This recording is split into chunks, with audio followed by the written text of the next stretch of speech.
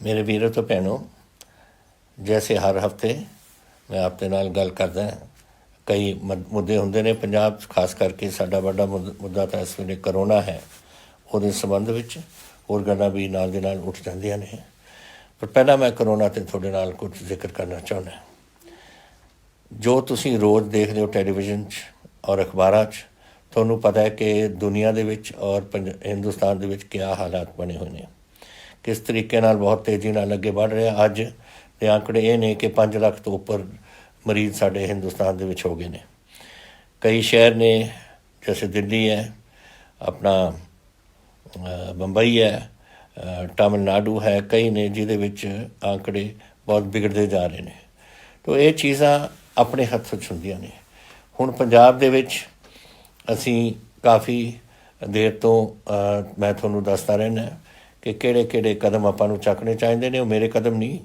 वो जो medical fraternity है पूरे दुनिया की और खास करके साढ़े अपने जो डॉक्टर ने पंजाब दे वो तुहानूं बार बार और हिंदुस्तान दे दसदे ने कि इनू तरीका कुछ नहीं क्योंकि किसी को पता नहीं है बीमारी की है किसी को पता नहीं कि कैसे इसका सामना करना है पर लेकिन एक ही तरीका है इस वेले और वो है कि तुसीं अपने मास्क पा के बाहर निकलो तुसीं हत्थ धो अपने सोशल डिस्टेंसिंग रखो यही एक तरीका है जिहदे नाल आपां इसनूं रोक सकते हो हुण मैं बार बार तुहानूं ये गल कहना हर हफ्ते मैं कहना तुसीं आप पढ़ते रहने हो लेकिन आ देखो जो मैनूं अज आंकड़े कोई मिले ने कि तकरीबन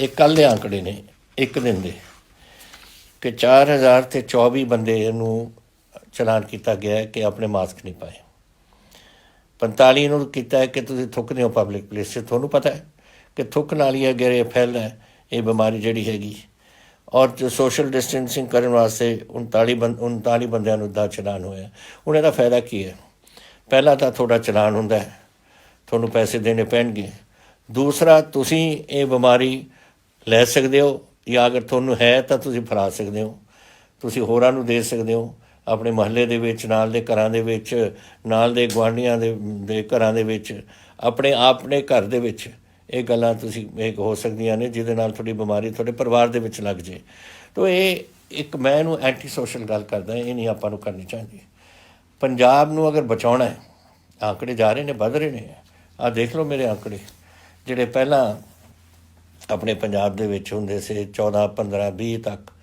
तो वो हुंदा सी दो कारण से उहदे एक तो और मेजर कारण ये सी कि साडी टेस्टिंग बड़ी घट हुंदी सी उदों साढ़े 700 तो शुरू किया फिर असी 2200 ते पहुँचे फिर असी हुण इस वेले 10,000 के करीब साडी टेस्टिंग हो रही है तो ज्यों ज्यों टेस्टिंग बढ़ती जाती है तो आंकड़े थोड़े बढ़ते जा रहे हैं लेकिन फिर भी 128 ने अज दे आंकड़े ने कि 128 बंदियां नूं आपां नूं नवीं टेस्टिंग दे विचों कन्फर्म्ड केस निकले ने टेस्टिंग बहुत हुई है लेकिन 128 भी कोई छोटा नंबर नहीं अज तक पूरे जिहड़े साडे करोना के केस निकले ने वो है 4,957 केस ਉਹਦੇ ਵਿੱਚੋਂ 3,200 केस डिस्चार्ज हो गए अपनी उन्होंने इलाज हो गया और वो घरे चले गए वापस फिर भी 1610 केस हाले अपने स्टेट के विच पे ने जिहड़े हॉस्पिटल दे विच या आइसोलेशन वार्ड दे विच या अपने होम क्वारंटीन वगैरह विच पे ने इन्हां विचों 24 अपने आए ने ऑन हाई डिपेंडेंसी यूनिट जिन्होंने ऑक्सीजन की लोड़ है और 6 बंदे अपने वेंटीलेटर के उपर लगे हुए हैं हुण ये अच्छी गल नहीं बढ़ता जा रहा एक समय सी कि कोई वेंटीलेटर तो नहीं आउंदा सी एक समय सी जिथे डिपेंडेंसी यूनिट जिहड़े अज 24 ने वो 4 हुंदे से या 2 हुंदे से हुण तुसीं ये जिहड़ा मैं देख रहा है ये वास्ते जिम्मेवार आपां सारे ही हैं जिहड़े आपां ये गल्लां नहीं मनदे और इस पंजाब दे विच अपने पंजाब दे विच गल्लां नूं फैलण देवांगे हुण ये मैनूं पता है कि सिर्फ ये अपना ही काम नहीं क्योंकि लोग बहुत बाहरों आ रहे हैं हुण 12,000 ट्रक तो डेली आउंदा साडे पंजाब समान आउंदा है इंडस्ट्री ने चलना है राशनां दी लोड़ है तो हर डेली तकरीबन 12,000 ट्रक उरे आउंदे ने साढ़े कोल तकरीबन 6,000 तो उपर गड्डियां आउंदियां ने जिहड़ी GT रोड दे विचों आउंदियां ने अगर 3 बंदे भी बैठे होण 18,000 तो उत्थे ही हो गए और 12,000 दे विच दो बंदे तो होणगे ट्रक 'च तो देख लो कि 24,000 वो हो गया, तो 40,000 बंदा तो हर दिल्ली है इधरों आਉਂਦਾ, राजस्थान तो होए ਉੱਥੇ ਵੀ ਕੋਵਿਡ ਬਹੁਤ ਵਧਿਆ ਹੋਇਆ, ਦਿੱਲੀ ਭਰਿਆ ਪਿਆ, ਹਰਿਆਣੇ ਦੇ ਵਿੱਚ ਭਰਿਆ ਪਿਆ, ਹਰਿਆਣੇ ਤੋਂ ਆਪਣੇ ਤੋਂ ਦੁੱਗਣਾ ਹੈ। ਇਹਦੇ ਤੋਂ ਇਹ ਗੱਲਾਂ ਆਪਾਂ ਨੂੰ ਦੇਖਣਾ ਪਊ ਕਿ ਸਾਡੇ ਆ ਰਿਹਾ ਉਸ ਨੂੰ ਉਹਦਾ ਬਚਾਓ ਕਰਨ ਵਾਸਤੇ ਆਪਾਂ ਨੂੰ ਜਿਹੜੇ ਕਦਮ ਦੱਸੇ ਗਏ ਨੇ ਉਹ ਤਾਂ ਆਪਾਂ ਫੋਲੋ ਕਰੀਏ ਤਾਂ ਕਿ ਆਪਣੇ ਪੰਜਾਬ ਨੂੰ ਆਪਾਂ ਬਚਾਈਏ। ਕਿਉਂਕਿ ਮੈਂ ਤੁਹਾਨੂੰ ਦੱਸਣਾ ਚਾਹੁੰਦਾ ਇਹ ਬਿਮਾਰੀ ਖਤਮ ਨਹੀਂ ਹੋ ਰਹੀ। ਤੁਸੀਂ ਅਗਰ ਸਮਝਦੇ ਹੋ ਕਿ ਪੰਜਾਬ ਦੇ ਵਿੱਚ ਕੰਟਰੋਲ 'ਚ ਹੈ, ਉਹ ਇਸ ਵੇਲੇ ਸਾਡੇ ਹਿੰਮਤ ਨਾਲ ਹੈ, ਤੁਹਾਡੇ ਹਿੰਮਤ ਨਾਲ, ਗਵਰਨਮੈਂਟ ਦੀ ਹਿੰਮਤ ਨਾਲ ਸਾਰੇ ਅਸੀਂ ਇਸ ਨੂੰ ਰੋਕ ਸਕੇ ਹਾਂ ਕੁਛ ਹੱਦ ਤੱਕ। ਲੇਕਿਨ ਇੱਕ ਸਮੇਂ ਆਊਗਾ ਜਦੋਂ ਪੀਕ ਆਏਗੀ ਇਸ ਦੀ। ਹੁਣ ਪੀਕ ਕਦੋਂ ਆਊਗੀ ਮੈਂ ਵੀ ਨਹੀਂ ਦੱਸ ਸਕਦਾ, ਕੋਈ ਡਾਕਟਰ ਨਹੀਂ ਦੱਸ ਸਕਦਾ। ਕੋਈ ਜੁਲਾਈ ਕਹਿੰਦੇ ਨੇ, ਕੋਈ ਅਗਸਤ ਕਹਿੰਦੇ ਨੇ, ਕੋਈ ਸਪਟੈਂਬਰ ਕਰਦੇ ਨੇ, ਕੋਈ ਨਵੰਬਰ ਤੱਕ ਕਹਿੰਦੇ ਨੇ ਕਦੋਂ ਪੀਕ ਆਊਗੀ। ਹੁਣ ਪੀਕ ਉਹ ਕੈਸੇ ਆਉਣੀ ਹੈ, ਸਾਡੇ ਪੰਜਾਬ ਕਿੱਥੇ ਤਾਈਂ ਪਹੁੰਚਣੀ ਹੈ, ਮੈਂ ਵੀ ਨਹੀਂ ਦੱਸ ਸਕਦਾ ਤੁਹਾਨੂੰ। ਇਹ ਕੋਈ ਵੀ ਨਹੀਂ ਪਤਾ। ਦੇਖੋ ਅਮਰੀਕਾ 'ਚ ਕੀ ਹੋ ਰਿਹਾ, ਲੱਖ ਤੋਂ ਉੱਪਰ ਤਾਂ ਬੰਦਾ ਮਰ ਗਿਆ ਉੱਥੇ, ਔਰ 10 ਲੱਖ ਤੋਂ ਉੱਪਰ ਤਾਂ ਕੇਸਿਸ ਹੋ ਗਏ ਨੇ ਉੱਥੇ। ਤਾਂ ਇਹ ਬੜਾ ਸੀਰੀਅਸ ਸਿਚੁਏਸ਼ਨ ਹੈ ਜੋ ਸਾਡੇ ਦੇਸ਼ 'ਚ ਹੋ ਰਿਹਾ। ਹੁਣ ਵੀ ਦਿਨ ਪਰ ਦਿਨ ਦੇਸ਼ ਦੀ ਆંકੜੇ ਵਧੀ ਜਾ ਰਹੇ ਨੇ। ਤਾਂ ਇਸ ਕਰਕੇ ਮੈਂ ਤੁਹਾਨੂੰ ਇਹ ਬੇਨਤੀ ਕਰ ਰਿਹਾ ਕਿ ਤੁਸੀਂ ਇਸ ਨੂੰ ਬੜੀ ਗੰਭੀਰਤਾ ਨਾਲ ਸੋਚੋ। ਔਰ ਇਹ ਜਿਹੜੇ ਬੰਦੇ ਹੁਣ ਆਪਣੇ ਤੁਸੀਂ 4024 ਜੋ ਕੱਲ੍ਹ ਤੁਸੀਂ ਆਪਣਾ ਚਲਾਨ ਭਰ ਰਹੇ ਹੋ ਆਪਣਾ ਮਾਸਕ ਪਾਉਣ ਵਾਸਤੇ, ਇਹ ਨਾ ਕਰੋ ਬੇਟਾ। ਇਹ ਗਲਤ ਗੱਲ ਹੈ। ਇਹਦੇ ਨਾਲ ਆਪਾਂ ਬਿਲਕੁਲ ਆਪਣਾ ਸੂਬੇ ਦੇ ਵਿੱਚ ਤਬਾਹੀ ਲਿਆਵਾਂਗੇ। ਔਰ ਹੋਰ ਚੀਜ਼ਾਂ ਵੀ ਇਹ ਛੋਟੀਆਂ ਗੱਲਾਂ ਨੇ ਜਿਹੜੀਆਂ ਤੁਸੀਂ ਕਰ ਸਕਦੇ ਹੋ ਜਿਹਦੇ ਨਾਲ ਆਪਣਾ ਪੰਜਾਬ ਬਚ ਸਕਦਾ। ਤਾਂ ਇਹ ਸਮਝ ਕੇ ਕਿ ਹਾਲੇ ਔਖੀ ਘੜੀ ਆਉਣੀ ਹੈ ਪੰਜਾਬ ਦੇ ਵਿੱਚ, ਤੁਸੀਂ ਅੱਜ ਤੋਂ ਮੇਰੀ ਬੇਨਤੀ ਹੈ ਤੁਹਾਨੂੰ ਕਿ ਤੁਸੀਂ ਅੱਜ ਤੋਂ ਆਪਣੇ ਕਦਮ ਚੱਕਣ ਲੱਗ ਜਾਓ ਜਿਹਦੇ ਨਾਲ ਆਪਾਂ ਆਪਣੇ ਪੰਜਾਬ ਨੂੰ ਦੇ ਵਿੱਚ ਇਸ ਕੋਵਿਡ ਨੂੰ ਫੈਲਣ ਤੋਂ ਬਚਾਈਏ। ਇੱਕ ਤਾਂ ਇਹ ਸੀ।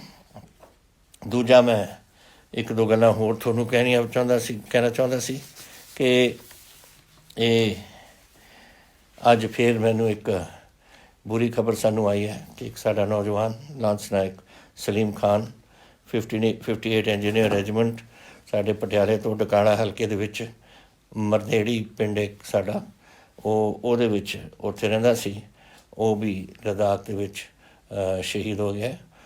ਪਤਾ ਨਹੀਂ ਉਹ ਪੁਰਾਣੇ ਉਹ ਜਿਹੜੇ ਜ਼ਖਮ ਸੀ ਉਹਦੇ ਕਰਕੇ ਹੋਏ ਜਾਂ ਕਿਆ ਕਾਰਨ, ਉਹ ਗਵਰਨਮੈਂਟ ਆਰਮੀ ਸਾਨੂੰ ਦੱਸੂਗੀ। ਲੇਕਿਨ ਉਹ ਇੱਕ ਹੋਰ ਸਾਡਾ ਨੌਜਵਾਨ ਹਿੰਦੁਸਤਾਨ ਦਾ ਅੱਜ ਸ਼ਹੀਦ ਹੋਇਆ, ਇੱਕ ਇੱਥੇ ਔਰ ਇੱਕ ਪੂਨਾ ਵਿੱਚ। ਤਾਂ 2 ਸਾਡੇ ਜਵਾਨ ਸ਼ਹੀਦ ਹੋਏ ਨੇ। ਤਾਂ ਅਸੀਂ ਸ਼ਰਧਾਂਜਲੀ ਵੀ ਭੇਟ ਕਰਦੇ ਹਾਂ ਔਰ ਉਹਨਾਂ ਦੇ ਪਰਿਵਾਰਾਂ ਦੇ ਨਾਲ ਅਸੀਂ ਬਿਲਕੁਲ ਖੜ੍ਹੇ ਹਾਂ ਇਸ ਵੇਲੇ। ਜੋ ਕੁਛ ਅਸੀਂ ਐਲਾਨ ਕੀਤਾ ਹੋਇਆ ਉਹਨਾਂ ਨੂੰ 50 ਲੱਖ ਦਾ ਜਿਹੜਾ ਅਸੀਂ ਮੁਆਵਜ਼ਾ ਦੇਣਾ ਚਾਹੁੰਦੇ ਹਾਂ ਉਸ ਪਰਿਵਾਰ ਨੂੰ। ਔਰ ਨਾਲੇ ਉਹਨਾਂ ਦਾ ਇੱਕ ਬੰਦਾ ਕੋਈ ਵੀ ਉਹਨਾਂ ਦੇ ਪਰਿਵਾਰ ਤੋਂ ਜੋ ਕੋਈ ਨੌਕਰੀ ਸਰਕਾਰੀ ਲੈਣਾ ਚਾਹੁੰਦਾ ਉਹ ਸਾਨੂੰ ਦੱਸ ਦੇਣਾ, ਅਸੀਂ ਉਹਦਾ ਜ਼ਰੂਰ ਪ੍ਰਬੰਧ ਸਾਰਾ ਕਰਕੇ ਔਰ ਸਭ ਕੁਛ ਉਹਨਾਂ ਨੂੰ ਦੇਵਾਂਗੇ। ਇਹ ਅਸੀਂ ਸਾਰੇ ਆਪਣੇ ਜੋ ਸ਼ਹੀਦ ਹੁੰਦੇ ਨੇ ਆਪਣੇ ਦੇਸ਼ ਵਾਸਤੇ, ਉਹਨਾਂ ਸਾਰਿਆਂ ਵਾਸਤੇ ਕਰਾਂਗੇ ਅਸੀਂ। ਤੀਸਰੀ ਗੱਲ, ਕੁਛ ਦਿਨਾਂ ਤੋਂ ਤੁਸੀਂ ਦੇਖਦੇ ਆਏ ਹੋ ਕਿ ਅਸੀਂ ਇੱਕ ਆਲ ਪਾਰਟੀ ਮੀਟਿੰਗ ਸੱਦੀ ਸੀ। ਉਹ ਆਲ ਪਾਰਟੀ ਮੀਟਿੰਗ ਸੱਦੀ ਸੀ ਇਸ ਲਈ ਕਿਉਂਕਿ ਸੈਂਟਰ ਨੇ ਕੁਝ ਕਦਮ ਚੱਕੇ ਨੇ ਜਿਹੜੇ ਅਸੀਂ ਸਮਝਦੇ ਹਾਂ ਕਿ ਪੰਜਾਬ ਦੇ ਕਿਸਾਨਾਂ ਦੇ ਖਿਲਾਫ ਹੈ। ਪੰਜਾਬ ਕਿਸਾਨੀ ਦਾ ਇੱਕ ਸੂਬਾ ਹੈ। ਅਗਰ ਪੰਜਾਬ ਦੇ ਕਿਸਾਨਾਂ ਦੇ ਖਿਲਾਫ ਹੈ ਤਾਂ ਪੰਜਾਬ ਦੇ ਸੂਬੇ ਦੇ ਖਿਲਾਫ ਨੇ। ਉਹ ਆਰਡੀਨੈਂਸ 3 ਨੇ, ਐਗਰੀਕਲਚਰ ਮਾਰਕੀਟਿੰਗ 'ਤੇ, ਕੰਟਰੈਕਟ ਫਾਰਮਿੰਗ 'ਤੇ ਐਸੈਂਸ਼ੀਅਲ ਕਮੋਡਿਟੀਜ਼ 'ਤੇ। ਇਹ ਜੋ ਲੱਗਦਾ ਹੈ ਕਿ ਇੱਕ ਸ਼ਾਂਤਾ ਕੁਮਾਰ ਕਮੇਟੀ ਬਣੀ ਸੀ, ਉਹ ਸ਼ਾਂਤਾ ਕੁਮਾਰ ਕਮੇਟੀ ਨੇ ਇਹ ਕਿਹਾ ਕਿ MSP ਨੂੰ ਖਤਮ ਕੀਤਾ ਜਾਵੇ ਔਰ ਫੂਡ ਕਾਰਪੋਰੇਸ਼ਨ ਆਫ ਇੰਡੀਆ ਨੂੰ ਬਿਲਕੁਲ ਹੀ ਬੰਦ ਕਰ ਦਿਓ। ਜਦੋਂ ਫੂਡ ਕਾਰਪੋਰੇਸ਼ਨ ਆਫ ਇੰਡੀਆ ਬੰਦ ਹੋ ਜੂ ਔਰ ਉਹ ਖਰੀਦ ਨਹੀਂ ਕਰੂਗੀ ਫਿਰ MSP ਨਹੀਂ ਰਹਿਣੀ। ਹੁਣ ਮੈਂ ਬਾਰ-ਬਾਰ ਇਹ ਮੈਨੂੰ ਅਫਸੋਸ ਹੋਇਆ ਕਿ ਇੱਕ ਵੱਡੀ ਪਾਰਟੀ ਪੰਜਾਬ ਦੀ ਪਾਰਟੀ ਸ਼੍ਰੋਮਣੀ ਅਕਾਲੀ ਦਲ, ਮੈਂ ਬਾਰ-ਬਾਰ ਉਹਨਾਂ ਨੂੰ ਸਮਝਾਉਂਦਾ ਸੀ ਕਿ ਬਈ ਇਹ ਅੱਜ ਇਹ ਨਹੀਂ ਗੱਲ ਕਿ ਉਹਦੇ ਵਿੱਚ ਅੱਜ ਇਹਨਾਂ ਨੇ ਆਰਡੀਨੈਂਸ ਦੇ ਵਿੱਚ ਕੁਝ ਪਾਇਆ ਜਾਂ ਨਹੀਂ, ਪਰ ਇੱਕ ਵਾਰ ਇਹ ਸਾਰੀ ਗੱਲ ਤੁਸੀਂ ਇੱਕ ਵਾਰ ਆਪਣੀ ਫੂਡ ਕਾਰਪੋਰੇਸ਼ਨ ਚੱਕ ਦਿਓ ਔਰ ਤੁਸੀਂ ਇਹ ਸਭ ਕੁਛ ਨਿਕਲਦਾ ਹੈ ਸ਼ਾਂਤਾ ਕਮੇਟੀ ਰਿਪੋਰਟ ਦੇ ਵਿੱਚੋਂ, ਫਿਰ ਸਾਡੇ MSP ਇੱਥੇ ਰਹਿਣੀ ਨਹੀਂ। ਤਾਂ ਅੱਜ ਨਾ ਹੋਏ ਤੁਹਾਡੇ ਲਿਖਣ ਆਰਡੀਨੈਂਸ ਦੇ ਵਿੱਚ, ਲੇਕਿਨ ਜਦੋਂ ਤੁਸੀਂ ਤਾਕਤ ਦੇ ਦੋਗੇ ਇੱਕ ਵਾਰ ਆਰਡੀਨੈਂਸ ਤੁਸੀਂ ਪਾਸ ਕਰਤੀ, ਫਿਰ ਤੁਹਾਡੇ ਪਾਰਲੀਮੈਂਟ ਨੇ ਪਾਸ ਕਰ ਦੇਣਾ, ਇੱਕ ਐਕਟ ਬਣਾ ਦੇਣਾ, ਫਿਰ ਜਦੋਂ ਮਰਜ਼ੀ ਤੁਸੀਂ ਜੋ ਮਰਜ਼ੀ ਕਰ ਲਓ ਉੱਥੋਂ। ਔਰ ਇਹ ਲੱਗ ਰਿਹਾ ਉਧਰ ਨੂੰ। ਔਰ ਮੈਂ ਕਿਹਾ ਸੀ, ਮੈਂ ਕਿਹਾ 560 ਕਰੀਬ MP ਨੇ ਸਾਡੇ, ਉਹਦੇ ਵਿੱਚੋਂ ਤੁਸੀਂ 13 MP ਨੇ ਜਿਹੜੇ ਸਾਡੇ ਪੰਜਾਬ ਦੇ ਨੇ। ਇੱਕ ਵਾਰ ਇਹ ਹੋ ਜਾਏ, ਜੋ ਅਕਾਲੀ ਦਲ ਕਹਿੰਦੇ ਨੇ ਅਸੀਂ ਗਾਰੰਟੀ ਲੈਣ, ਤੁਸੀਂ ਕੈਸੀ ਗਾਰੰਟੀ ਲੈ ਸਕਦੇ ਹੋ? ਤੁਸੀਂ ਇਹ ਗਾਰੰਟੀ ਕਹਿੰਦੇ ਅਸੀਂ, ਅਗਰ ਇਹ ਹੋ ਜਾਏ ਫਿਰ ਮੈਂ ਤੁਹਾਨੂੰ ਦੱਸ ਦਿੰਦਾ ਕਿ ਇਹਨਾਂ ਨੇ ਨਾਲ ਦੀ ਨਾਲ ਹੀ 13 MP ਕੁਛ ਵੀ ਨਹੀਂ ਕਰ ਸਕਣਗੇ, ਔਰ ਫਿਰ ਇਹ MSP ਖਤਮ ਹੋ ਜਾਣੀ ਹੈ ਸਾਡੇ ਪੰਜਾਬ 'ਚ, ਔਰ ਫਿਰ ਕਿਸਾਨੀ ਸਾਡੀ ਬਿਲਕੁਲ ਔਖੀ ਘੜੀ ਦੇ ਵਿੱਚ ਸਾਨੂੰ ਲੰਘਣਾ ਪਊ। ਕੱਲ੍ਹ ਉਹ ਦਿਨ ਜਿਸ ਦਿਨ ਹੋਇਆ ਸੀ ਇਹ ਆਲ ਇੰਡੀਆ ਇਹ ਜਿਹੜੀ ਆਲ ਪਾਰਟੀ ਮੀਟਿੰਗ, ਉਹ ਦਿਨ ਸਵੇਰੇ ਹੀ ਪਤਾ ਲੱਗਿਆ ਸੀ ਕਿ ਹੁਸ਼ਿਆਰਪੁਰ ਦੇ ਮੰਡੀ 'ਚ ਮੱਕੀ 600 ਰੁਪਏ ਕੁਇੰਟਲ ਵਿਕ ਰਹੀ ਸੀ, ਜਿੱਥੇ ਹੋਣੀ ਚਾਹੀਦੀ ਹੈ 1700 ਦੇ ਕਰੀਬ। ਤੋ ਇਸ ਕਿਸਮ ਦਾ ਜਿਹੜਾ ਕੰਮ ਹੈ ਇਹ ਪਾਰਟੀਆਂ ਨੂੰ ਜ਼ਿੰਮੇਵਾਰੀ ਨਾਲ ਦੇਖਣਾ ਚਾਹੀਦਾ, ਔਰ ਇੱਥੇ ਸਿਆਸਤ ਦੀ ਗੱਲ ਨਹੀਂ। ਸਿਆਸਤ ਮੈਨੂੰ ਯਾਦ ਹੈ ਜਦੋਂ ਸਾਡੀ ਪਿਛਲੀ ਸਰਕਾਰ ਸੀ, ਉਹ ਪਾਣੀ ਦਾ ਬਿੱਲ ਆਇਆ ਸੀ, SYL ਦਾ ਬਿੱਲ, ਔਰ ਉਦੋਂ ਮੈਨੇ ਜਾ ਕੇ ਬਿੱਲ ਪਾਸ ਕਰਾਇਆ। ਸਾਰੇ ਪਾਰਟੀਆਂ ਨੇ ਮੇਰਾ ਸਾਥ ਦਿੱਤਾ, ਪੂਰੀ ਵਿਧਾਨ ਸਭਾ ਇੱਕ ਪਾਸੇ ਸੀਗੀ, ਔਰ ਅਸੀਂ ਜਾ ਕੇ ਉਸ ਨੂੰ ਪਾਸ ਕਰਤਾ। ਮੇਰੀ ਪਾਰਟੀ ਔਖੀ ਹੋਈ। ਮੇਰੇ ਪ੍ਰਾਈਮ ਮਿਨਿਸਟਰ ਨੇ ਮੈਨੂੰ ਸੱਦਿਆ, ਡਾਕਟਰ ਮਨਮੋਹਨ ਸਿੰਘ ਜੀ ਨੇ ਮੇਰੇ ਨਾਲ ਔਖੇ ਸੀ ਕਿ ਤੁਸੀਂ ਪੂਰੇ ਹਿੰਦੁਸਤਾਨ ਦੇ ਵਿੱਚ ਜੋ ਅਸੀਂ ਕਾਨੂੰਨ ਔਰ ਜੋ ਐਕਟ ਬਣਾਇਆ ਤੁਸੀਂ ਉਹਦੇ ਖਿਲਾਫ ਜਾ ਰਹੇ ਹੋ। ਔਰ ਇਹੀ ਮੇਰੀ ਪਾਰਟੀ ਨੇ ਮੈਨੂੰ ਕਿਹਾ, ਸੋਨੀਆ ਗਾਂਧੀ ਜੀ ਨੇ ਮੈਨੂੰ ਕਿਹਾ। ਲੇਕਿਨ ਮੈਂ ਸੋਚਿਆ ਕਿ ਮੇਰੇ ਇੱਕ ਪਾਸੇ ਪਤਾ ਨਹੀਂ ਹੋ ਸਕਦਾ ਹੈ ਕਿ ਔਖੇ ਹੋ ਕੇ ਮੈਨੂੰ ਇੱਥੇ ਜਿਹੜੀ ਮੈਂ ਚੀਫ ਮਿਨਿਸਟਰ ਬਣਿਆ ਹੋਇਆ ਮੈਨੂੰ ਉੱਥੋਂ ਲਾ ਦੇਣ, ਕੋਈ ਗੱਲ ਨਹੀਂ, ਕਿਉਂਕਿ ਮੇਰਾ ਪੰਜਾਬ ਔਰ ਪੰਜਾਬ ਦੀ ਕਿਸਾਨੀ ਨੰਬਰ 1 'ਤੇ ਮੇਰੇ ਸਾਹਮਣੇ ਮੈਨੂੰ ਨਜ਼ਰ ਆ ਰਹੀ ਸੀ। ਉਹਨਾਂ ਦਾ ਕੀ ਹੋਊਗਾ ਅਗਰ ਪਾਣੀ ਖਤਮ ਹੋ ਜਾਏ ਸਾਡੇ ਪੰਜਾਬ ਦਾ? ਫਿਰ ਉਹਨਾਂ ਦਾ ਕੀ ਹੋਊਗਾ? ਫਸਲਾਂ ਕਿੱਥੋਂ ਆਉਣਗੀਆਂ? ਪੰਜਾਬ ਕਿੱਥੇ ਜਾਊਗਾ? ਕਿਸਾਨੀ ਕਿੱਥੇ ਜਾਊ ਸਾਡੀ? ਉਹੀ ਮੈਂ ਇਹਨਾਂ ਨੂੰ ਕਿਹਾ ਸੀ ਉਸ ਦਿਨ ਕਿ ਆਪਣੇ ਆਪ 'ਤੇ ਤੁਸੀਂ ਤੁਹਾਡੀ ਅਗਰ ਅੰਡਰਸਟੈਂਡਿੰਗ ਦੂਜੀ ਪਾਰਟੀ ਨਾਲ, ਤੁਸੀਂ BJP ਦੇ ਸਾਥੀ ਹੋ, ਦਿੱਲੀ ਦੇ ਵਿੱਚ ਤੁਹਾਡੇ ਮਿਨਿਸਟਰ ਬੈਠੇ ਨੇ, ਅਗਰ ਉਹਦੇ ਕਰਕੇ ਤੁਹਾਨੂੰ ਔਖ ਹੈ ਤਾਂ ਉਹਨੂੰ ਪਾਸੇ ਛੱਡੋ, ਆਪਣੇ ਦਿਲ ਦੀ ਗੱਲ ਕਰੋ। ਔਰ ਦਿਲ ਦੀ ਗੱਲ ਹੈ ਕਿ ਇਹ ਜਿਹੜਾ ਹੈ ਇਹ ਆਰਡੀਨੈਂਸ ਖਰਾਬ ਨੇ, ਲੇਕਿਨ ਨਹੀਂ ਮੰਨੇ ਸਾਡੇ। ਔਰ ਹੁਣ ਤੁਸੀਂ ਦੇਖਦੇ ਰਹਿਣਾ, ਅਸੀਂ ਤਾਂ ਇਹਦੇ ਖਿਲਾਫ ਜਾ ਰਹੇ ਹਾਂ। ਅਸੀਂ ਇਹਦੇ ਬਿਲਕੁਲ ਅਸੀਂ ਇਹਦੇ ਨਾਲ ਸਾਥ ਨਹੀਂ ਕਰਨਾ। ਲੇਕਿਨ ਅਗਰ ਇਹ ਪਾਸ ਹੋ ਜਾਊਗਾ ਤਾਂ ਫਿਰ ਤੁਸੀਂ ਯਾਦ ਰੱਖੋ ਮੇਰੀਆਂ ਗੱਲਾਂ ਜਿਹੜੀਆਂ ਅੱਜ ਮੈਂ ਕਹਿ ਰਿਹਾ ਕਿ ਬਿਲਕੁਲ ਸਾਡੀ ਕਿਸਾਨੀ ਨੂੰ ਖਰਾਬ ਕਰਕੇ ਛੱਡਣਗੇ ਇਹ ਸ਼੍ਰੋਮਣੀ ਅਕਾਲੀ ਦਲ ਵਾਲੇ, ਸਿਰਫ ਇਸ ਲਈ ਕਿ ਅਸੀਂ BJP ਦੇ ਨਾਲ ਆਪਣਾ ਰਿਸ਼ਤਾ ਨਹੀਂ ਤੋੜਨਾ। ਦੇਖ ਲਓ, ਉਹਨਾਂ ਦੀ ਮਰਜ਼ੀ ਹੈ। ਅੰਤ ਵਿੱਚ ਤਾਂ ਤੁਹਾਡੇ ਕੋਲ ਹੀ ਆਉਣਗੇ, ਤੁਸੀਂ ਫਿਰ ਉਹਨਾਂ ਨੂੰ ਸਮਝਾ ਦੇਣਾ। ਹੁਣ ਮੈਂ ਆਉਣਾ ਚਾਹੁੰਦਾ ਤੁਹਾਡੇ ਕੁਝ ਸਵਾਲਾਂ 'ਤੇ ਜਿਹੜੇ ਤੁਸੀਂ ਮੈਨੂੰ ਅੱਜ ਕੀਤੇ ਨੇ। ਬਹੁਤ ਸਵਾਲ ਆਉਂਦੇ ਨੇ, ਫਿਰ ਸਾਡੀ ਜਿਹੜੇ ਟੀਮ ਹੈ ਉਹ ਬਹਿੰਦੀ ਹੈ, ਔਰ ਬਹਿ ਕੇ ਜਿਹੜੇ ਇੱਕੋ ਕਿਸੇ ਚੀਜ਼ 'ਤੇ ਜ਼ਿਆਦਾ ਸਵਾਲ ਹੋਣ ਉਹ ਸਵਾਲਾਂ ਨੂੰ ਫਿਰ ਕੱਢ ਕੇ ਬਾਹਰ ਲਿਆਉਂਦੇ ਨੇ। ਅਤੇ ਮੈਂ ਉਹ ਗੱਲ ਤੁਹਾਡੇ ਕੋਲ ਹੁਣੇ ਆ ਰਹੀ ਹੈ ਪਠਾਨਕੋਟ ਤੋਂ। ਦੀਪਕ ਠਾਕੁਰ ਜੀ ਨੇ ਕਿਹਾ ਕਿ ਸਾਡੇ ਕੋਲ ਇੱਕ ਕੋਆਪਰੇਟਿਵ ਬੈਂਕ ਸੀ, ਔਰ ਉਹ ਬੈਂਕ ਦੇ ਵਿੱਚ ਹੁਣ ਗੜਬੜ ਹੋ ਗਈ। ਅਸੀਂ ਬਹੁਤ ਲੋਕ ਨੇ ਜਿਨ੍ਹਾਂ ਨੇ ਅਸੀਂ ਉਹਦੇ ਵਿੱਚ ਆਪਣਾ ਪੈਸਾ ਪਾਇਆ ਸੀ। ਕੀ ਹੋਊਗਾ ਸਾਡਾ? ਮੈਂ ਤੁਹਾਨੂੰ ਦੱਸਣਾ ਚਾਹੁੰਦਾ ਕਿ ਸਾਡੇ ਕੋਆਪਰੇਟਿਵ ਮਹਿਕਮੇ ਨੇ ਇੱਕ ਬੰਦਾ ਨਿਯੁਕਤ ਕੀਤਾ ਜੋ ਇਸ ਗੱਲ ਨੂੰ ਦੇਖ ਰਿਹਾ। ਪੈਸੇ ਵਾਪਸ ਆ ਰਹੇ ਨੇ, ਲਏ ਜਾ ਰਹੇ ਨੇ ਲੋਕਾਂ ਤੋਂ ਜਿਨ੍ਹਾਂ ਨੇ ਇੱਥੇ ਇਸ ਬੈਂਕ ਨੂੰ ਖਰਾਬ ਕੀਤਾ, ਔਰ ਬੜੀ ਜਲਦੀ ਹੀ ਅਸੀਂ ਇਸ ਬੈਂਕ ਨੂੰ ਠੀਕ ਕਰਾ ਕੇ ਤੁਹਾਡੇ ਪੈਸੇ ਕਿਤੇ ਨਹੀਂ ਜਾਂਦੇ, ਅਸੀਂ ਜਾਣ ਨਹੀਂ ਦੇਵਾਂਗੇ। ਅਸੀਂ ਪੂਰਾ ਧਿਆਨ ਰੱਖਾਂਗੇ ਇਹਦੇ 'ਤੇ। ਤੋ ਇਹ ਨਾ ਤੁਸੀਂ ਫਿਕਰ ਕਰੋ ਦੀਪਕ ਜੀ, ਇਹ ਤੁਹਾਡਾ ਜੋ ਤੁਸੀਂ ਇਨਵੈਸਟਮੈਂਟ ਕੀਤੀ ਹੈ ਇਹਦੇ 'ਚ ਉਹ ਬਿਲਕੁਲ ਠੀਕ ਰਹੇਗੀ। ਤੁਸੀਂ ਪੈਸੇ ਨਹੀਂ ਗਵਾਓਗੇ ਆਪਣੇ। ਇਹ ਅਬੋਹਰ ਤੋਂ ਵਿਸ਼ਾਲ ਠਾਕੁਰ ਜੀ ਮੈਨੂੰ ਕਹਿੰਦੇ ਨੇ, ਪਿਛਲੀ ਵਾਰ ਵੀ ਆਇਆ ਸੀ ਇਹ ਸਵਾਲ ਕਿ ਅਬੋਹਰ ਤੋਂ ਕਿ ਬੜੇ ਲੰਬੇ ਪਾਵਰ ਕੱਟ ਹੁੰਦੇ ਨੇ। ਮੈਂ ਚੈੱਕ ਕਰ ਰਿਹਾ ਕਿ ਕਿਉਂ। ਸਾਰੇ ਪੰਜਾਬ ਤਾਂ ਹੁੰਦਾ ਨਹੀਂ, ਕਦੇ ਟ੍ਰਿਪਿੰਗ ਹੋ ਜਾਂਦੀ ਹੈ, ਉਹ ਵੱਖਰੀ ਗੱਲ ਹੈ, ਲੇਕਿਨ ਖਾਸ ਕਰਕੇ ਅਬੋਹਰ ਕਿਉਂ ਇਹ ਗੱਲ ਹੈ। ਔਰ ਮੈਂ ਹੁਣ ਬਿਜਲੀ ਬੋਰਡ ਨੂੰ ਇਹ ਸਵਾਲ ਕਰਕੇ ਮੈਂ ਜਵਾਬ ਲਊਂਗਾ, ਔਰ ਅਗਲੀ ਵਾਰ ਮੈਂ ਤੁਹਾਨੂੰ ਦੇਵਾਂਗਾ ਕਿ ਕੀ ਕਾਰਨ ਹੈ ਕਿ ਅਬੋਹਰ ਦੇ ਵਿੱਚ ਇਹ ਹੋ ਰਿਹਾ। ਮੈਂ ਨਹੀਂ ਹੁਣ ਦੇਵਾਂਗਾ ਇਸ ਗੱਲ ਨੂੰ। ਆਖਿਰਕਾਰ ਪੂਰੇ ਪੰਜਾਬ ਦੇ ਵਿੱਚ ਅਗਰ ਸਾਰੇ ਜ਼ਿਲ੍ਹਿਆਂ ਦੇ ਵਿੱਚ ਤੁਹਾਨੂੰ ਬਿਜਲੀ ਆ ਰਹੀ ਹੈ ਠੀਕ, ਅਤੇ ਅਬੋਹਰ 'ਚ ਕਿਉਂ ਇਹ ਕਮੀ ਆ ਰਹੀ ਹੈ? ਸਾਨੂੰ ਇਹ ਪਤਾ ਕਰਕੇ ਤੁਹਾਨੂੰ ਦੱਸਾਂਗੇ ਅਸੀਂ।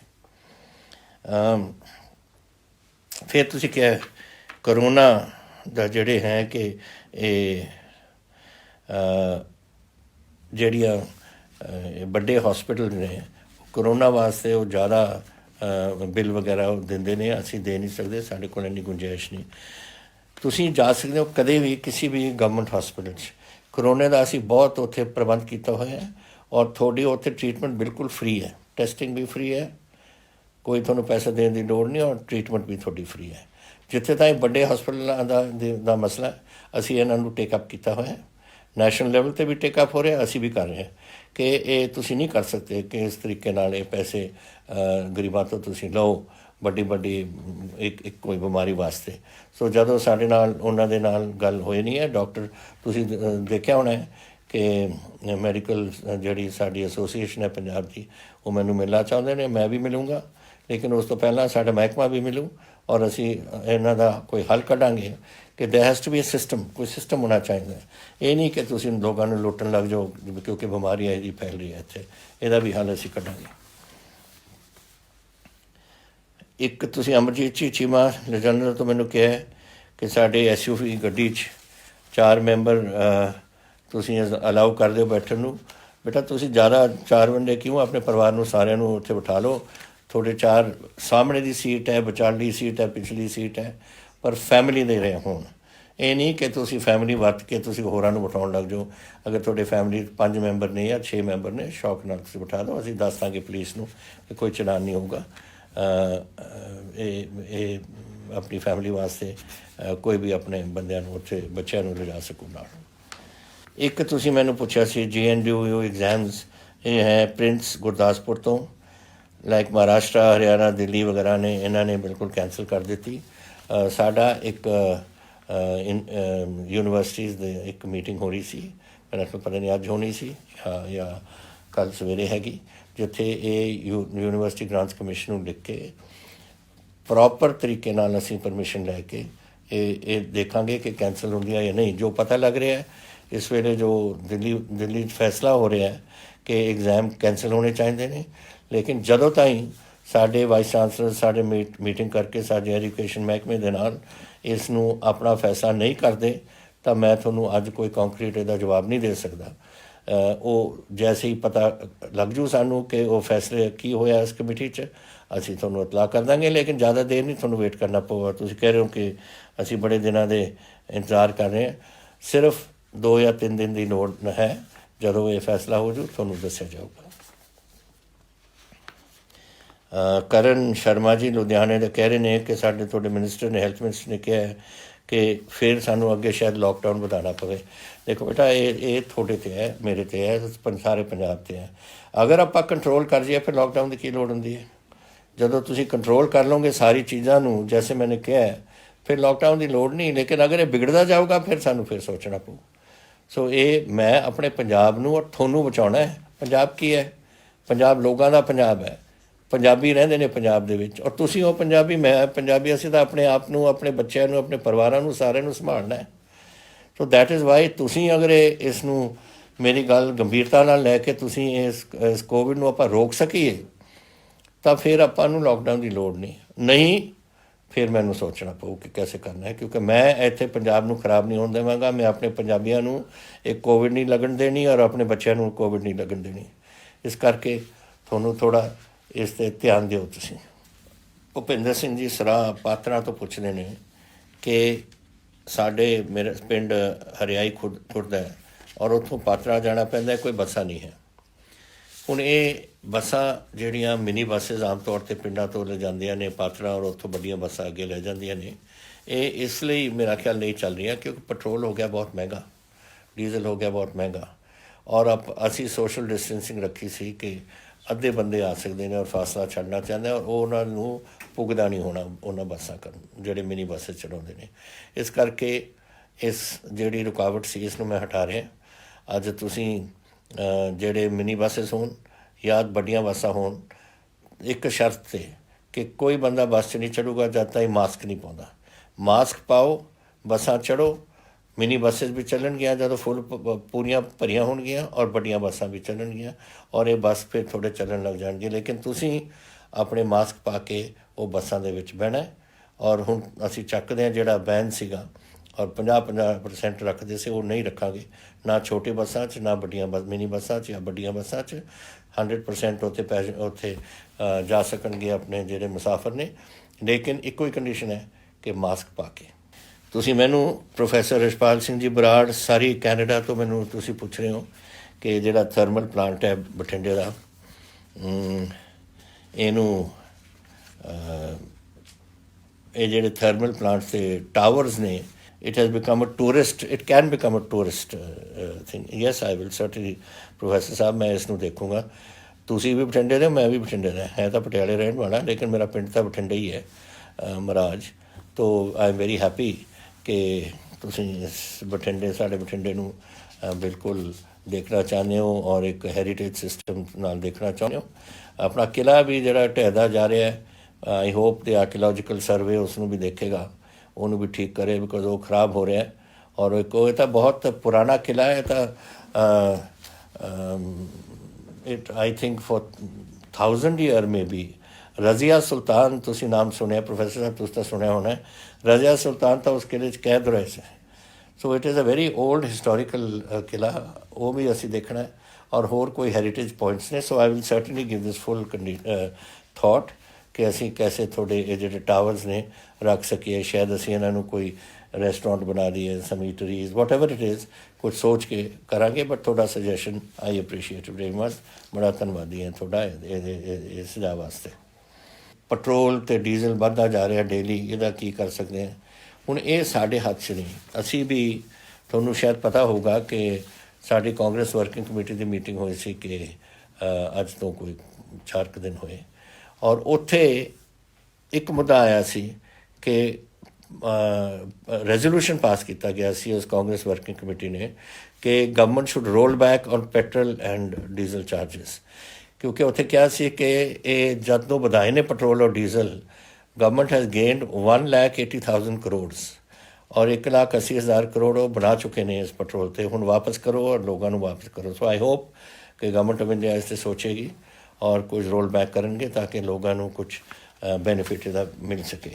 ਤੁਸੀਂ ਪੁੱਛਿਆ ਫਿਰ ਕਿ ਅਗਰ ਤੁਹਾਨੂੰ ਜਾਂ ਤੁਹਾਡੇ ਕੋਈ ਪਰਿਵਾਰ ਦੇ ਮੈਂਬਰ ਨੂੰ ਕੋਈ ਕੋਵਿਡ ਹੋ ਜੇ, ਸਰਬੱਤ ਸਿਹਤ ਬੀਮਾ ਦੇ ਵਿੱਚ ਤੁਸੀਂ ਆ ਸਕਦੇ ਹੋ। ਜ਼ਰੂਰ ਜਾਓ ਆਪਣੇ ਹੌਸਪੀਟਲ। ਤਾਂ ਜੈਸੇ ਮੈਂ ਕਿਹਾ, ਸਰਕਾਰੀ ਹੌਸਪੀਟਲ ਤਾਂ ਫ੍ਰੀ ਨੇ, ਲੇਕਿਨ ਤੁਸੀਂ ਅਗਰ ਜਾਣਾ ਚਾਹੁੰਦੇ ਹੋ ਕਿਸੇ ਦੂਜੇ ਹੌਸਪੀਟਲ 'ਚ, ਤੁਹਾਨੂੰ ਕਿਸੇ ਦਾ ਕੋਈ ਛਾਤੀ ਦੀ ਦਰਦ ਹੈ ਜਾਂ ਕੋਈ ਗਲਾ ਖਰਾਬ ਹੈ, ਵਟ ਐਵਰ, ਦਿਸ ਆਲ ਕਮਸ ਅੰਡਰ ਜਿਹੜਾ ਤੁਹਾਡਾ ਇਹ ਇੰਸ਼ੋਰੈਂਸ ਸਕੀਮ ਦਾ। ਤਾਂ ਤੁਸੀਂ ਉੱਥੇ ਜ਼ਰੂਰ ਜਾਓ। ਅਗਰ ਕੋਈ ਪ੍ਰੋਬਲਮ ਆਉਂਦੀ ਹੈ ਤਾਂ ਸਾਨੂੰ ਦੱਸੋ, ਵੀ ਵਿਲ ਸੀ। ਬਟ ਕੋਈ ਬਿਮਾਰੀ ਹੋਏ, it is covered by this. Corona proper ਨਹੀਂ, ਕਿਉਂਕਿ ਕਿਸੇ ਨੂੰ ਨਹੀਂ ਪਤਾ ਹੁੰਦਾ ਕਿ ਮੈਨੂੰ ਕਰੋਨਾ ਹੈ। ਤੁਸੀਂ ਜਦ ਜਾਓਗੇ, ਤੁਹਾਨੂੰ ਨਜ਼ਲਾ ਹੋਊਗਾ, ਜ਼ੁਕਾਮ ਹੋਊਗਾ, ਬੁਖਾਰ ਹੋਊਗਾ, ਬੋਡੀ ਏਕ ਹੋਊਗੀ, ਕੁਛ ਨਾ ਕੁਛ ਬਦਨ ਦਾ ਦਰਦ ਹੋਊ, ਤੁਸੀਂ ਜਾਓਗੇ ਐਜ਼ ਅ ਫਲੂ, ਉਹ ਤਾਂ ਫਿਰ ਡਾਕਟਰ ਦੱਸ ਸਕੂ ਤੁਹਾਨੂੰ। ਲੇਕਿਨ ਜੋ ਟਰੀਟਮੈਂਟ ਤੁਹਾਡੀ ਹੋਣੀ ਹੈ as a patient under flu ਜਾਂ ਕਿਸੇ ਹੋਰ ਚੀਜ਼, ਤੁਹਾਡਾ ਜ਼ਰੂਰ ਹੋਣਾ ਚਾਹੀਦਾ ਔਰ ਹੋਊਗਾ ਜ਼ਰੂਰ।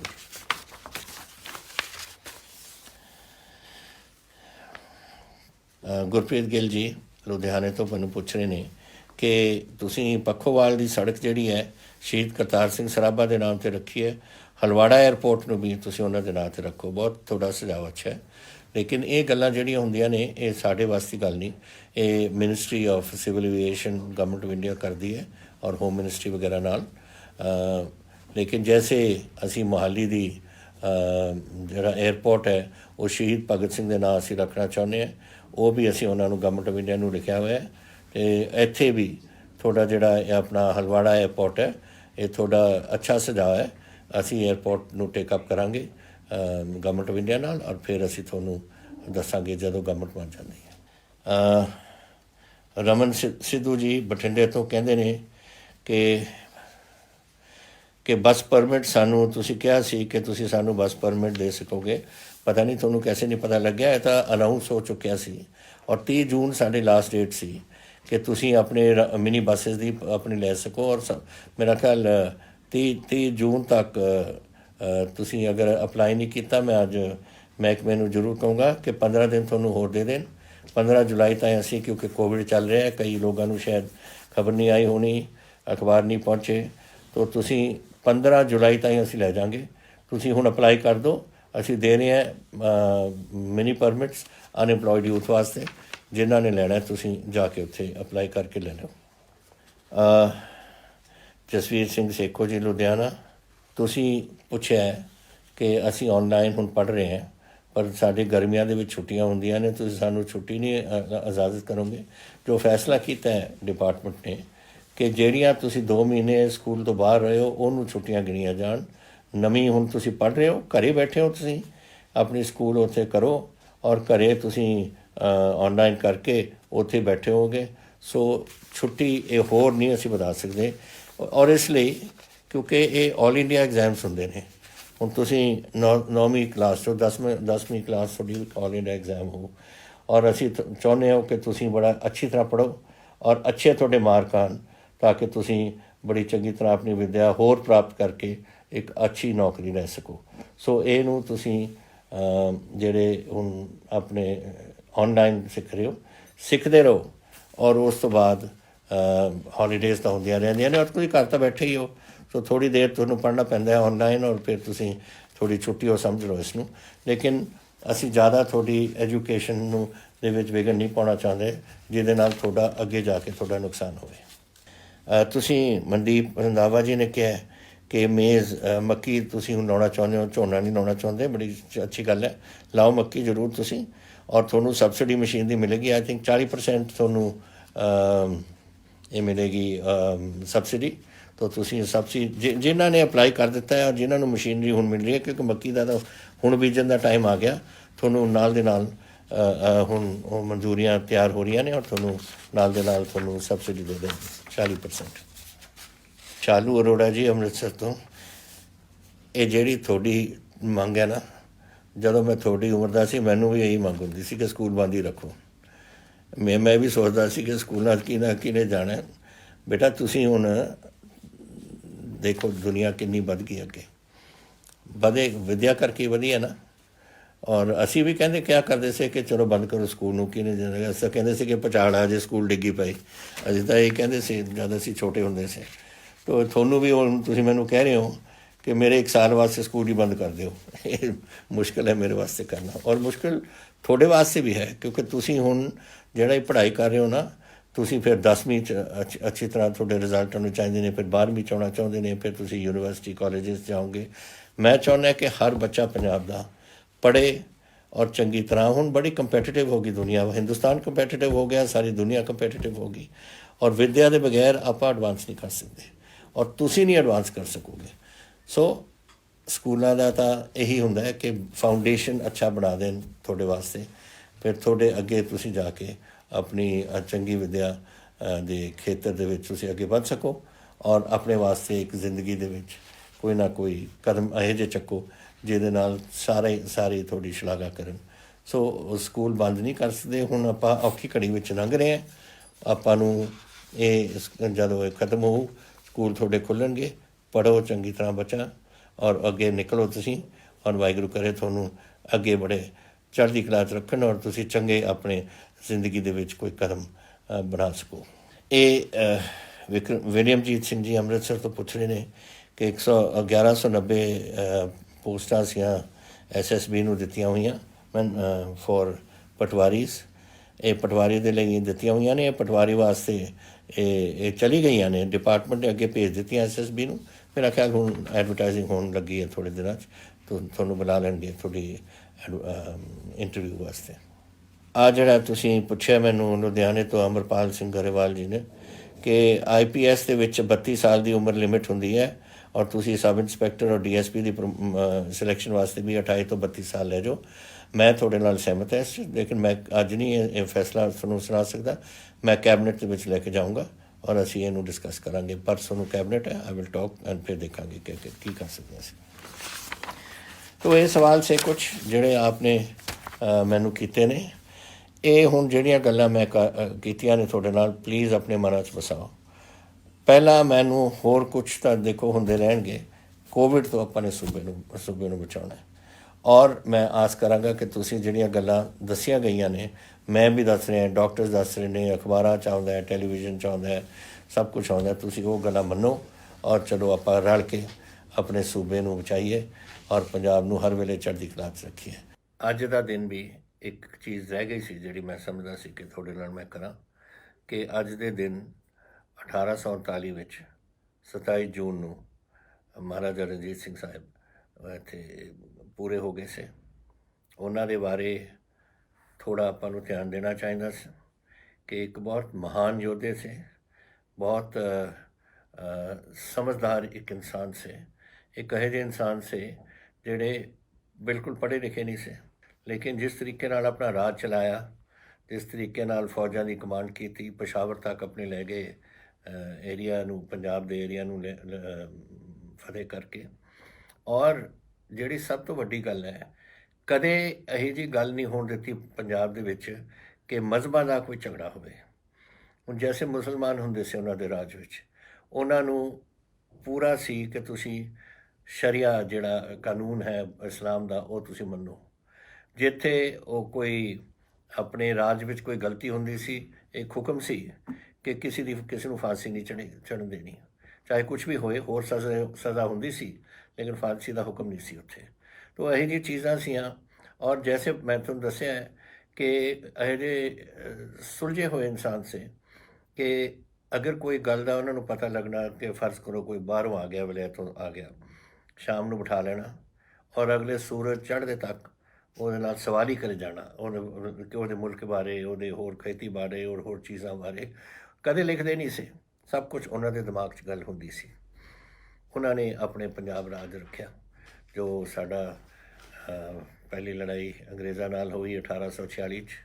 ਫਿਰ ਸਾਡੀ ਦੂਸਰੀ ਜਿਹੜੀ ਚਿਲਿਆਂਵਾੜਾ, ਗੁਜਰਾਤ ਵਗੈਰਾ, ਰਾਮਨਗਰ ਇੱਧਰਲੇ ਪਾਸੇ 48 ਔਰ ਤੱਕ ਖ਼ਤਮ ਹੋ ਕੇ ਮੁਲਤਾਨ ਤੋਂ ਬਾਅਦ ਇੱਧਰ ਅਸੀਂ ਖ਼ਤਮ ਉੱਪਰਲੇ ਪਾਸੇ ਹੋਈ।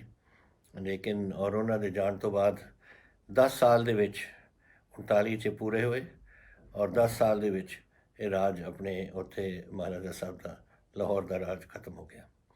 ਤੋ ਉਹ ਸੀ ਉਹਨਾਂ ਦੀ ਸ਼ਖਸੀਅਤ। ਅੱਜ ਅਸੀਂ ਉਹਨਾਂ ਦਾ 181ਵਾਂ ਉਹਨਾਂ ਦੇ ਪੂਰੇ ਹੋਏ 'ਤੇ ਬਰਸੀ ਮਨਾ ਰਹੇ ਆਪਾਂ। ਉਹਨਾਂ ਦੇ ਪੂਰੇ ਹੋਏ 'ਤੇ ਉਹਨਾਂ ਦਾ ਵੀ ਯਾਦ ਰੱਖੋ ਕਿ ਇੱਕ ਇਹੋ ਜਿਹੇ ਇਨਸਾਨ ਵੀ ਸਾਡੇ ਪੰਜਾਬ ਦੇ ਵਿੱਚ ਸੇ ਜਿਨ੍ਹਾਂ ਨੇ ਪੰਜਾਬ ਦਾ ਨਾਮ ਪੂਰੀ ਦੁਨੀਆ ਦੇ ਵਿੱਚ ਰੋਸ਼ਨ ਕੀਤਾ। ਬਹਾਵਲਪੁਰੀ ਟੀਵੀ ਦੀ ਲੇਟੈਸਟ ਵੀਡੀਓ ਦੇਖਣ ਦੇ ਲਈ ਚੈਨਲ ਨੂੰ ਲਾਈਕ ਕਰੋ, ਕਮੈਂਟ ਕਰੋ, ਸ਼ੇਅਰ ਕਰੋ, ਸਬਸਕ੍ਰਾਈਬ ਕਰੋ, ਬੈਲ ਆਈਕਨ ਦਾ ਬਟਨ ਜ਼ਰੂਰ ਦਬਾਓ।